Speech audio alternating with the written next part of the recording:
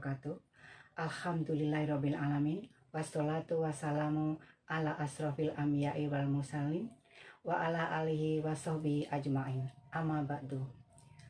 Bersyukur kita kepada Allah yang telah memberikan karunia-Nya sampai hari ini. Kemudian selawat dan salam selalu kita mohonkan kepada Allah agar senantiasa tercurah kepada hamba-Nya yang agung, Nabi Muhammad Sallallahu Alaihi Wasallam.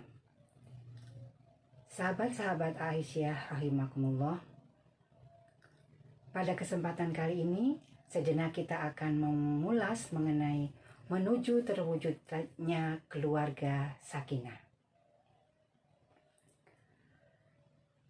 Keluarga sakinah pada hakikatnya adalah pemenuhan kebutuhan kesejahteraan dunia dan akhirat. Upaya ini memang membutuhkan usaha pembinaan yang bisa dicapai dalam 5 aspek. Yang pertama adalah pembinaan aspek spiritual, pendidikan, kesehatan dan lingkungan hidup, ekonomi, serta sosial, hukum, dan politik. Untuk penjabaran dari 5 aspek ini, kita sebagai warga Aisyah bisa mengacu pada Himpunan Putusan Tarjih Muhammadiyah Jilid 3. Sahabat-sahabat Aisyah, esensi dari rasa spiritualitas adalah daya kepasrahan kita kepada Allah SWT yang tidak dapat hadir begitu saja, tapi ini harus diupayakan. Nah, bagaimana prosesnya? Yang pertama adalah pembinaan spiritual di dalam keluarga ini, ya, di mana suami istri ini harus berusaha keras untuk bisa melajukan bahtera rumah tangga ini menuju ke dermaga sesuai yang diidamkan. Kemudian pembentukan spiritual ini harus dibudayakan, misalnya dengan membiasakan mengucapkan salam, membalas salam, membudayakan mengucapkan kalimat thayyibah, ya, kalau misalnya kita mau mengerjakan sesuatu, membaca basmalah, kemudian setelah akhiri sesuatu pekerjaan membaca alhamdulillah, ya. Ketika kita melihat sesuatu yang mengagumkan, kita mengucapkan masya Allah. Itulah antara lain.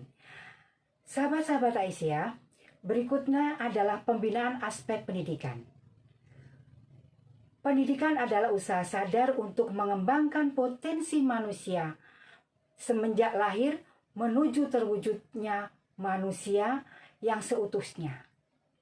Selama ini memang banyak anggapan bahwa keberhasilan suatu pendidikan adalah dinilai dari berhasilnya ia dalam bidang akademiknya, prestasi akademiknya tinggi, sampai lulusnya itu cum laude, tanpa dia memperhitungkan bagaimana akhlaknya, moralnya, dan juga bagaimana ketika dia memimpin.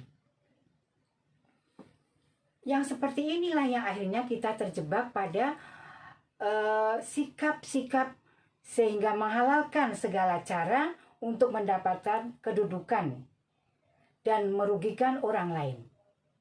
Padahal Allah sendiri telah mengingatkan kita di dalam Al-Quran surat At-Tahrim ayat 6. A'udzubillahi minasyaitonirrajim. Ya ayyuhalladzina amanu qu anfusakum wa ahlikum naron wa quduhan nasu wal hijaroh. Hai orang-orang yang beriman, peliharalah dirimu dan keluargamu dari api neraka yang bahan bakarnya ialah manusia dan batu. Peran keluarga memang sangat diperlukan untuk memotivasi, mendukung, memfasilitasi anak-anak agar berperan aktif juga di dalam masyarakat. Misalnya di dalam kegiatan organisasi kepemudaan seperti Muda Muhammadiyah, Nasyiatul Aisyah, IPM, IMM, dan juga remaja masjid. Sahabat-sahabat Aisyah, pada pembinaan aspek kesehatan dan lingkungan, kita merujuk juga pada surat Al-Baqarah yang telah difirmankan oleh Allah, innallaha yuhibbut tawabina wa yuhibbul mutatahhirin. Sesungguhnya Allah itu mencintai orang-orang yang tobat dan mencintai orang-orang yang membersihkan diri. Jadi kita harus selalu menjaga kebersihan. Kemudian pembinaan aspek ekonomi. Ini juga sangat berperan terhadap sakinahnya sebuah keluarga. Maka dari itu, agar suasana sakinah ini tetap ada dalam keluarga, kita harus yakin bahwa Allah lah yang maha pemberi rizki. Allahu latifun bi ibadihi yarzuqu mayyaza. Ya, jadi Allah itu maha lembut terhadap hamba-hambanya dan memberikan rizki kepada yang dikehendakinya. Dan yang terakhir, pembinaan aspek sosial hukum. Jadi kedudukan manusia sebagai makhluk sosial hendaknya selalu menjaga hubungan antar manusia agar selalu terjaga dengan baik. Ya. Di dalam surat Al-Maidah Allah telah berfirman, wa ta'awanu 'alal birri wat taqwa wa la ta'awanu 'alal ismi wal udwan. Ya.